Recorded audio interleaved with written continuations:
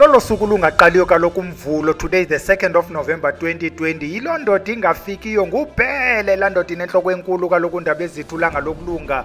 Uzonda ukubona uqundu umafundaba ezitha bathi ngumaphekwa netye, yaphekwa nelitye lenyengane lavuthwa ilitye la dupu latyiwe ilitye yasheka inhloko eBhele, kodwa ngubani onotya inhloko yeBhele? Kaloku amabhele ngawo adla abantu, amazimzima aselenge odla abantu. Siyanqula kaloku xa sitshoyo namhlanje sinimema sithi masingeneni kaloku elikhaya lenkcubeko yesintu apha kwaVusilanga. Wena mntu ke oqalayo ukufika sithi ungalibali ukuzibandakanya nathi, ufunde kwezi zinto zikhoyo apha, nawe share mntanomhle ukuyikhulisa le community. We need to comment, we share, we like, ukwenzela ukuba nayo lento ka YouTube ibone ukuba lento kaBhele ingathi iyinto ngobunto bayo. We are approaching u-6,000 subscribers, noba ke iyakhula lento ngohlobo lwayo izikhulela into kaBhele ithe chu. Njengoba ingumvulo ke abantu abahle, siyayazi ukubana ngomvulo singena evenkileni.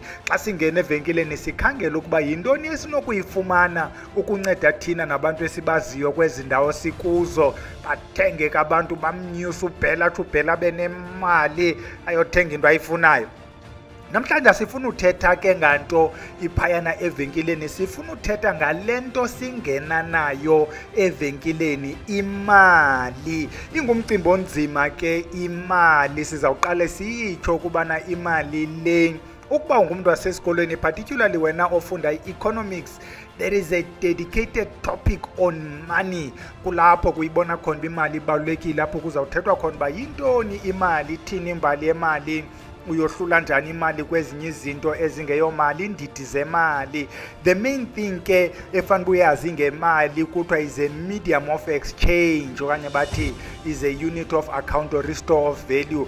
Zininzi ke definitions, but the most common kuthiwa is a medium of exchange. Imali ke leyo, ibali lemali ke lide. Sithi masiqale siligawulele amahlahla, sithi xa kuncokolwa ngemali kuncokolwa ngento enzima. Abantu abahle, kukhona abantu abasaphilayo ipurpose yoba bephila, baphilela yona imali. Uzawuthi umuntu xa engenamali ubone ubomi obu bumile, kungcono ndizibulale kunoba ndingabi namali. Omnye uthi xa enemali ubone ukuba ufikile apha ebomini, ungunyana kanantsi, intombi kanantsi, ude uve kusithiwa soze niphinde nimchole, kaloku unemali. Kude kuthiwe akulalwa, ithini laa nto ithi awulala ungenamali, awulala. Bathi ke iyayichaza uba xa unemali nengqondo libe ngathi iyakushiya, ungalali uhlunyuka udonguza apha esithubeni kuba kaloku unemali. Omnye kude kuthi uyageza uBhele xa enemali, umbone uBhele xa engenamali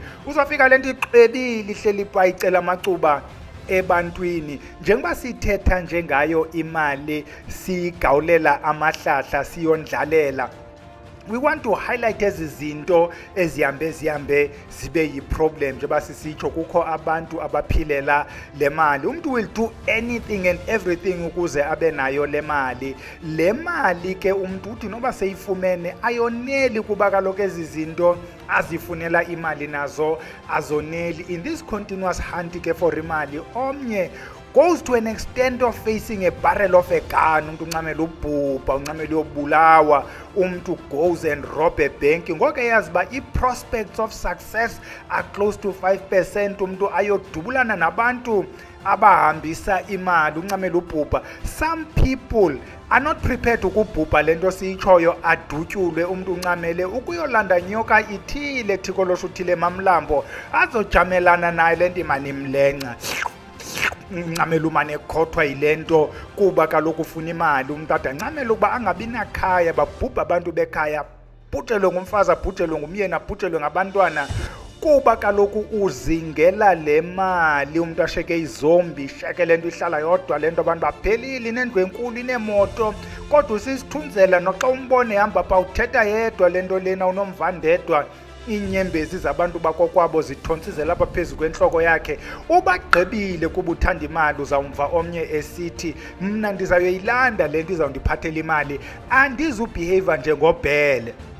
mna unlike uBhele ndizawuthatha imali ndiyikhawulezise ndithathe le nyoka ndiyibuyisele kowayo. Akayazi ukuba le nto lena naba before yena tried, but ke yona nto sifuna uyitsho bonke aba bantu they know the risks, all of them. Lo uyoqhekeza ebhankini, lo uyolanda izigubhu neenyoka, they know the risk. Ena nto isedi ke bantwana abahle sifuna ukuyibalula eyokubana uthi lo mntu ngoku sechazela ukubana yebona ke njengoba uzolanda le nyoka uzawuthi ke mhla wayigqiba ithemu yakho emva kwale minyaka 6 ke le yona izawuba nguwe le nyoka kuzawuthwalwa ngayo ngomnye umntu, kuba kaloku uzabe uyiqhelile imali, uzayokwenza imali komnye umzi ube yiloo nyoka. Nawe ke umane ulala bakho ke kuba nawe wawuzingelela lo welo xesha ukuze naye abe nabantu abafumanayo. Umntu ayivume loo nto thinking ukuthi yena uzayisurvive.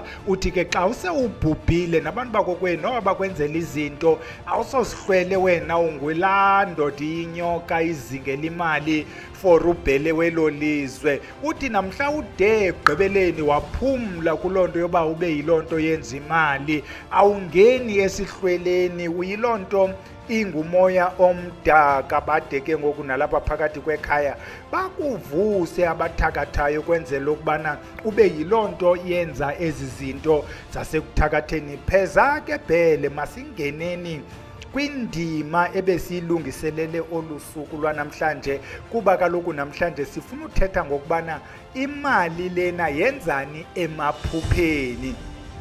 Ithini into yokuphupha imali? Imali ithini emayezeni? Imali ithini ekuthakatheni njalo njalo? Asingene ke kuyo indima yemali. Xa uphupha imali mntana omhle, ithetha loo nto ukuphupha imali. Imali, all cultures of the world zi-associate nokuhle.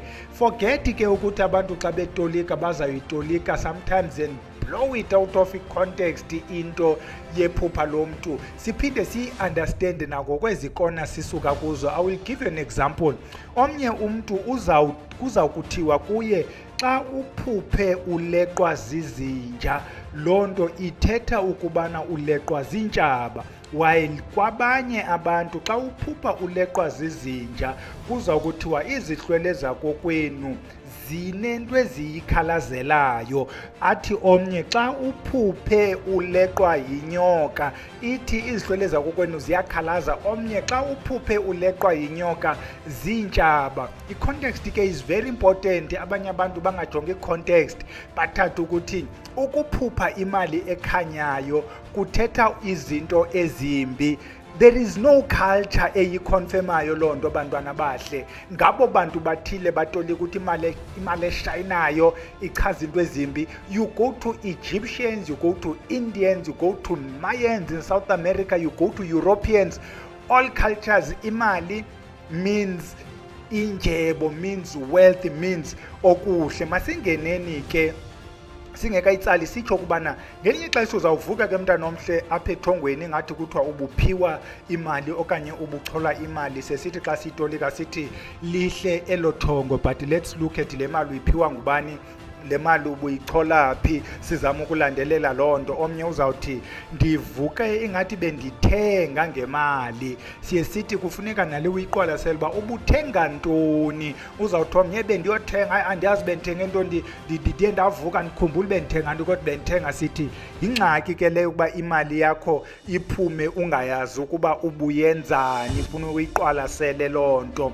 Omnye uzawuthi uphupha ingathi ulahlekelwe yimali, uphupha elahle imali ingathi uyazimpampatha ufuna imali. Ingohluki kulena ingasentle yokuphupha uthenga, kuba kaloku apha sithetha ngemali ephumayo. Lena imali yokulahla, lena into yokuphupha ulahla imali, sithi kufuneka uyiqwalasele. It could be any of the following. Ukhona into emdaka ekuthathela imali efuna uba uyoyisabela kosiyazi ukuba yintoni lena ikuthathela imali. Ngelinye ixesha le mali uyiluzayo ithathwa ngabantu bakokwenu, enexesha elininzi ke mntana omhle wena mntu ophupha ingathi ulahlekelwa yimali, unotice ukuthi wena unguvimbayo ixesha elininzi, particularly if le nto inonto kwenza nesihlwele. Wena akukho nto ude uyenzele abantu bakowenu, yafuna ke uyijonge loo nto. Omnye uzawuthi ndivuka ingathi bendisomba imali, nyathathi le mali bengathi ndihombe emangcwabeni, ndihomba kulo mngxunya le mali xa ndikhupha ngeetyesi. Omnye adathi ingathi zezaa tyesi zakudala xa ndikhupha le mali, imali engamaphepha, imali eninzi. Omnye adathi imali yakudala. Sithi linda mntanomhle, yeza loo mali, phahla mntanomhle, yicengele loo mali kubantu bakowenu. Ikhona loo nto obuyintle bakuphathele yona, bafuna kodwa ubahoye kuqala. Ina-eta le nto, nantsi imali ibhele, qala undenzele into ethile. Kodwa zonke ezi zinto sithi look at the context mntanomhle. Xa ungayiqondi kakuhle, hamba uyokuyisabela komnye usiyazi ukuba ithetha ukuthini le nto yeli phupha. Maninzi ke amaphupha emali. Omnye uzawubuza uba bhele, xa ndiphuphe imali emdaka ithetha ukuthini? Bhele, xa ndiphuphe imali. Maninzi amaphupha anemali, soze siwagqibe. Masingeneni ke emalini ngokwasesiwashweni.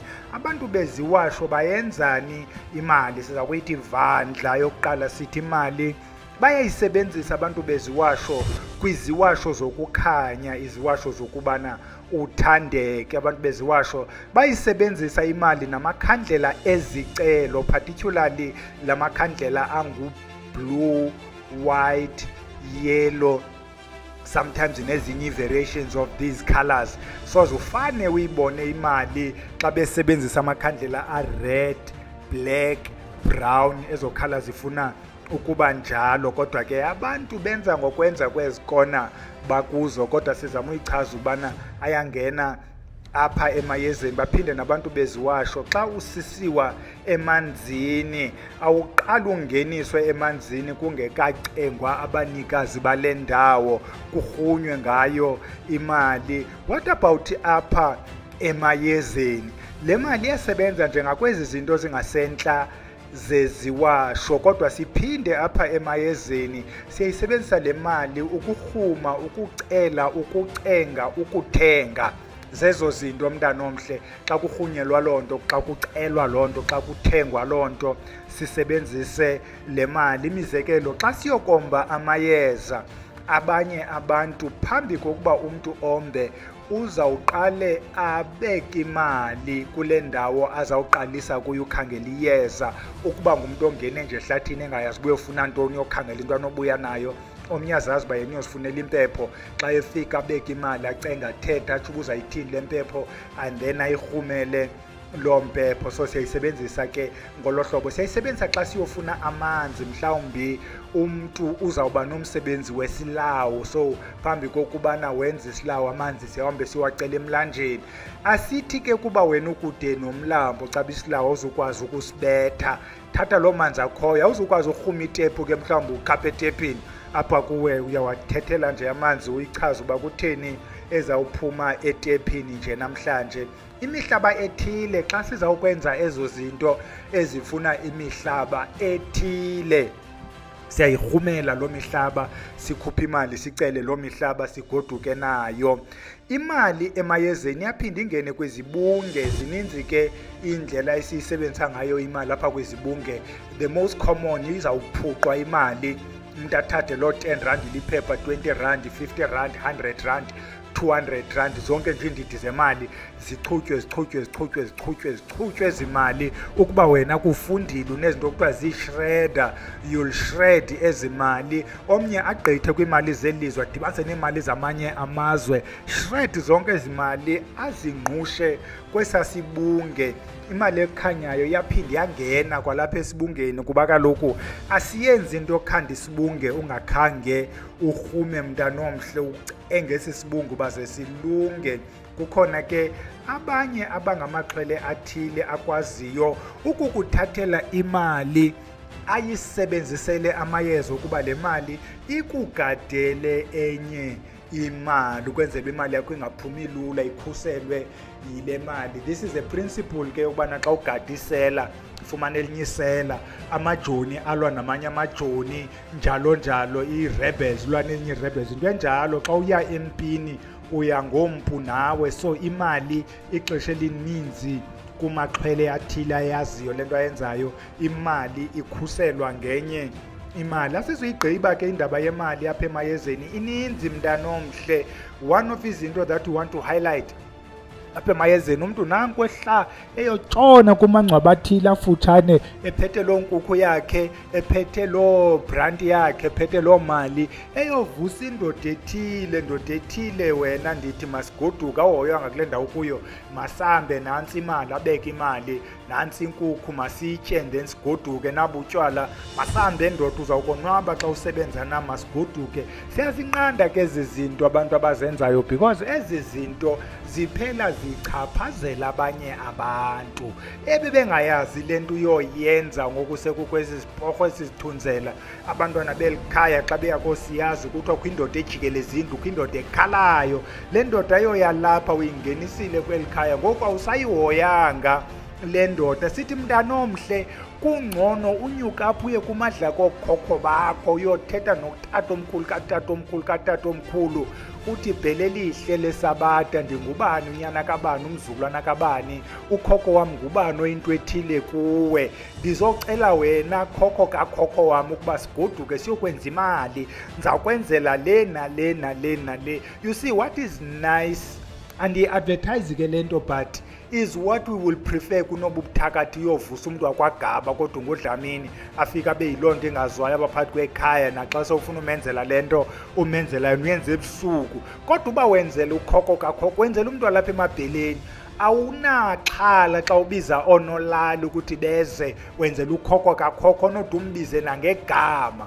Omphakamisileyo kuba wayeyindoda eyinevenkile, indoda eyinamasimi, indoda eyinetrekta, indoda eyisenza, uthi khokho kakhokho ndifuna sisebenze kunye, senze njengoba ngoku wawusenza, ndiza kukuhoya mna. Kulena ke into bomayezeni abathanda uthwala, akukho sidumbu siphumayo apha. Xa wena uzawumane umkhumbula ukhokho kakhokho lona, umxhelela inkomo into ethile, umxhelele enye inkomo into ethile, but is not something engenagama. Ukuba zange akhatshwe uzawumkhapha, ukuba wayekhatshiwe uza kumbuyisa, ukuba wakhatshwa wabuyisa uzamane uthi ndikhumbule ukhokho. Wena sosowunani ndikhumbule ukhokho wam endihamba naye, ndithe mandiphinde ndimenzele nantsi enye inkomo. Ufumanise uba ke ngoku uyaqunjelwa ngabanye because awubahoyanga wena, uhoye lona mnye. But ke we prefer into enjalo because when you die uphinde uyojoyina kwala mabhele. Noba uzawufika besithi wena ubuhoye ubani, at the end of the day ubuhoye omnye wabo, ubungenzi into ingenagama. Masishwankathele ke singakhange, before sishwankathele uzawunibuza umntu babhele apha ebuthakathini benzani ngemali. Apha ebuthakathini uyacelwa ngemali yakho, kuthathwa imali yakho kumiswe ubomi bakho. Iyasetyenziswa imali yakho ukuze ibize le mali unayo, ukwenzela uba ubomi bakho bungahambeli ndawo. Nantsi ke enye into esiyithatha siyidibanise kweli zinga lobuthakathi eyenziwa ngala madoda athweleyo. Mhlawumbi many of you have realized ububhele is anti le nto yokukuthwala, because we've got stories ngabantu abethwele iifemeli zabo ngoku zithwele ubunzima ngenxa yokukuthwala kwabo. La madoda athweleyo ke anyangayo, xa etshoyo athi ayanyanga, uzawufika kuthiwe njengoba unale ngxaki nje apha ekhaya obubumdaka uzokukulungiselela ikhaya. Izinto abaspecialize ngazo ke uzawuqale xa ufikile apha kubekho eliselwa lithethayo, kuthiwa esi sigubhu sithethayo, ikubize ngegama lento, ikuchaze ikutsho, and then ithi kufuneka lo mzukulwana ahambe ayosebenza phayana ekhaya. Xa ifika le nkuntsela kamayezeni izawufika ikubekho izinto ezikhutshwayo apha kweli khaya lakho, kukhutshwe loo ntloko yemfene. Ixesha elininzi ke le ntloko yemfene uzawufike ithantelwe ngewulu ebomvu. Abakho creative masitsho, because ukuba ayowulu ebomvu, yirhala ebomvu, intambo ebomvu, sometimes ibe black, but iba zezokhala because bayazi bazi-symbolic, ziza koyikisa. Endikhe ndayibona ithantelwe kakuhle ubomba, apha kusetyenziwe. ide lento xa ithantelwa kubekho into eburingi kwabanye belapha ebunzi ukuthi yabona ke le ntsimbi yile ibambe ubomi bakho kuzawukhutshwa loo nto ke kuloo kona samwe phaya kukhutshwe inyoka le nyoka iginya imali endala imali ebuphuqe karha ukuba ayonyoka izaba yimfene efumbathe imali xa sisithi abakho creative abantu we don't know why many of us are still falling into lento yaba bantu because it's the same thing kuyo yonke lemizi kukhutshwa ezi zinto zinye ayabaleka nase yombapha galamanzi yombapha kukhutshwe loo nto ilelo lapho linalo mbala linalo mali nalo mayeza angaziwayo kukhutshwa izinto ezinye ungathi bungabeka abantu abayi-10 apha kwakhutshwa ntoni kuwe iyafana liyakhutshwa kulo exactly nalo umehluko mhlawumbi ezinto they about 3-4 ungapheleli ke apho xa igqibo zikhupha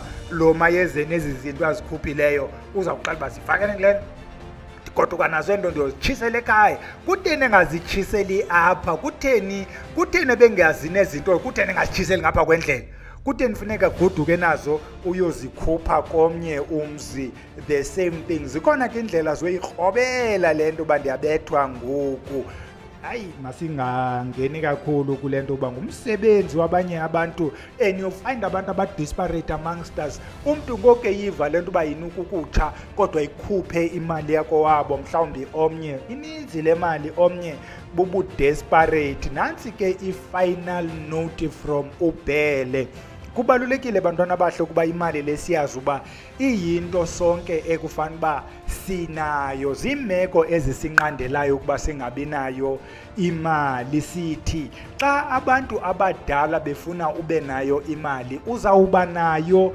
imali kodwa kubalulekile ukuba uyazi uba imali yesihlwele iyasetyenzelwa imali yesihlwele ifuna ube nomonde ifuna ulinde izihlwele ziyakuthatha mntana omhle with your PhD wena advocate engineer accountant ethile ungu-highly talented Mr. Sorenso othi xa ungena abantu bame ngeenyawo sikuthathe isihlwele sikubeke ekhukhweni sikuthathe isihlwele sikushuxe sikuthathele isidima sikuthathele imali nazo zonke ezi zinto ebezikwenza ukuba ube nguMr. Sorenso uMiss Sorenso ukuba unenkani sikuthathele nengqondo kuthiwa yayingumntu ke lwa nanku uchola amaphepha because unenkani once uyilandele ke into yasesihlweleni once uthobele isihlwele uthobeke mntana omhle uzabubona ubomi bakho ukuthi buyakwazi ukujika butshintsha ubomi ube better than lento ubunokuba yiyo ngokuya ubunguSorenso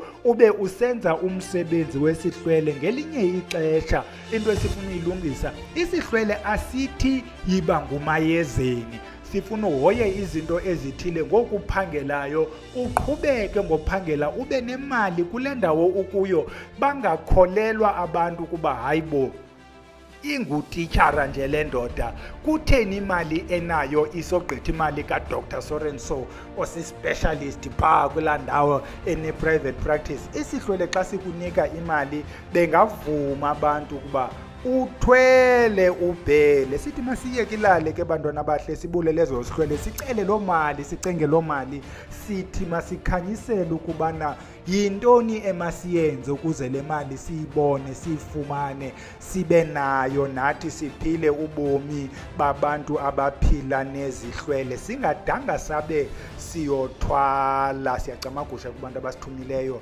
sithi ze kube chosi kube kubele camagu.